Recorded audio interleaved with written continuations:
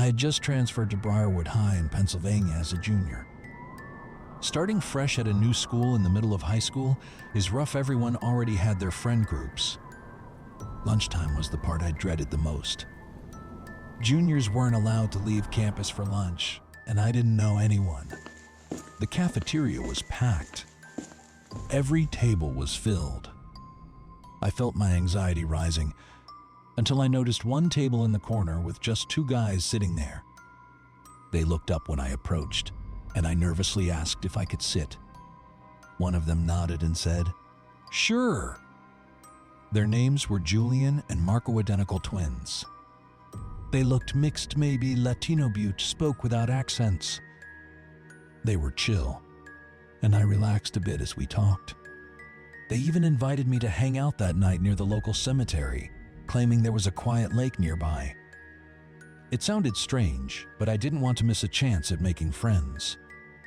Around 9 p.m., I grabbed a flashlight and walked the 10 minutes to the cemetery road. Julian texted me that they were already in the woods and sent me a pin. As I walked deeper into the forest, I began second-guessing everything. Then I heard footsteps. Slow, deliberate. I froze and called out but got no reply. I turned back toward the road when I heard the footsteps pick up speed. Suddenly, someone grabbed me from behind, fingernails digging into my neck, choking me. I heard someone shout, "Grab him!" I broke free and sprinted through the trees. They chased me, but I outran them. When I got home, I told my parents. We reported it the next day. Thanks to the texts, Julian and Marco were expelled. But it didn't end there. A week later, I woke up freezing. My bedroom window was wide open. Confused, I shut it and asked my mom if she'd opened it. She hadn't. Back in my room, I noticed something else. My door, which I'd left wide open, was now only halfway ajar. I crept up and peeked through the crack. Someone was standing behind it. I screamed for my dad. The door slammed shut just as he rushed out. We saw someone jump out my window. He chased after them, but found nothing. We called the police. They couldn't prove who it was, but we knew. After that night, nothing else happened. But I've never trusted friendly smiles from strangers the same way again. Freshman year, 2007. Gym class, during the final period. It was stormy, and we had a substitute mister, Dorian. He was older, maybe late 50s, with gray hair and a tired face. He took attendance and paused when he got to me, his eyes lingering too long. I always looked older than I was, and this wasn't the first time someone stared like that. It didn't feel right. He told us to split into teams for volleyball and then disappeared. When class ended, I went to the locker room, but my combo didn't work. No matter how many times I tried it, it wouldn't open. I found Mr. Dorian and explained. He told me to wait, then came back with a small binder. He walked me into the girls' locker room, strange, but I figured he was just helping. Only one other girl was finishing up. He tried my combination a few times. Each time it failed, he'd laugh and look at me like it was some kind of joke. Then he placed his hand on my shoulder. As he tried again, his hand slowly slid down my back. I pulled away and mumbled something about missing the bus. Just then, the locker popped open. He smiled and left. I waited a bit before changing. Then the lights went out. Pitch black.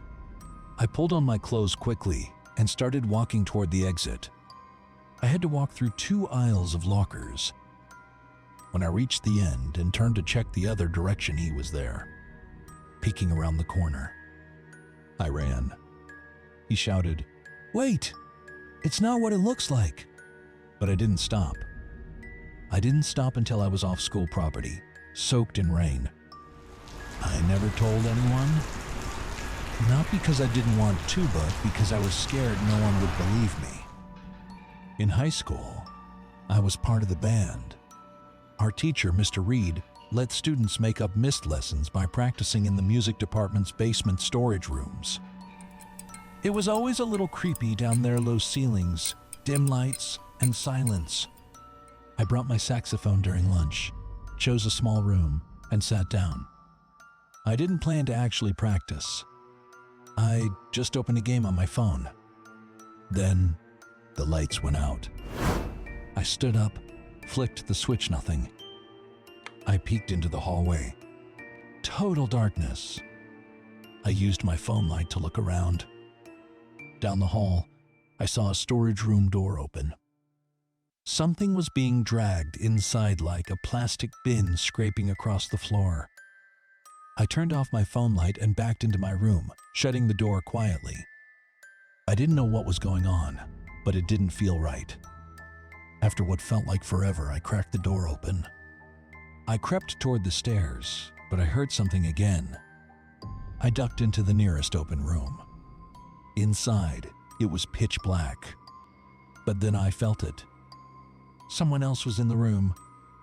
I turned on my phone screen for just a second and saw a figure standing in the corner. The man, unmoving. I pretended I didn't see him, but then I felt a hand tap my shoulder. I lunged for the door. He tried to stop me, but I slipped out and ran upstairs. Mr. Reed called security, but they found nothing. Whoever it was, he vanished. But I still think he cut the power to hide in the dark. One night, my friends and I decided to sneak into our high school's basement. There was a window that never got fixed. It was our way in. We climbed the gate, hoisted ourselves through the narrow opening, and dropped inside. The basement was a mess, dim lights, stacks of junk, and echoes. We split up, exploring different corners. I saw what I thought was my friend Eric ahead of me. He whispered, "Let's go upstairs." We snuck through the dark halls, lit only by the red glow of exit signs. He led me into a bathroom. He went into a stall. I waited. Then my phone rang. It was Eric. "Where'd you go?" he asked. I said, "With you. I thought I followed you upstairs." Eric said, "No, I'm downstairs. We're all here." My heart dropped.